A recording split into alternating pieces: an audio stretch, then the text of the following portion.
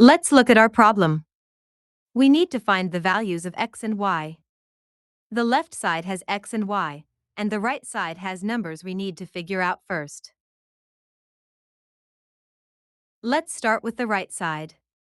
First, we need to open these two brackets. We will take each part of the first bracket and times it with each part of the second bracket.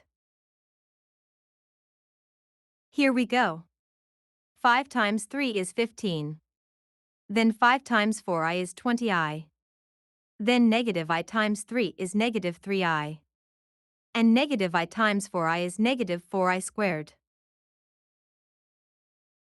Now here is the magic trick. Remember that I squared is always equal to negative 1.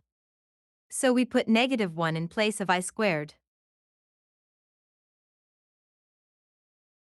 Negative 4 times negative 1 gives us positive 4. Now let's put the normal numbers together. 15 plus 4 is 19. And the I numbers together. 20i take away 3i is 17i. Great. Now we still have that I sitting outside the bracket. Let's times I with 19 to get 19i, and times I with 17i to get 17i squared. Once again, I squared is negative 1. So 17 times negative 1 gives us negative 17. Our right side is now negative 17 plus 19i. Nice and clean. Now let's look at the left side. We group the normal numbers together x plus 2. And the I numbers together, I take away 3i becomes I times y take away 3. Now both sides look the same way. Here is the big idea. The normal numbers on the left must equal the normal numbers on the right. So x plus 2 equals negative 17. To find x, we take away 2 from both sides.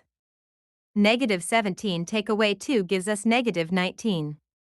So x is negative 19. Now let's match the I numbers on both sides. The I number on the left is y take away 3, and on the right it is 19. So y take away 3 equals 19. To find y, we add 3 to both sides. 19 plus 3 gives us 22. So y is 22.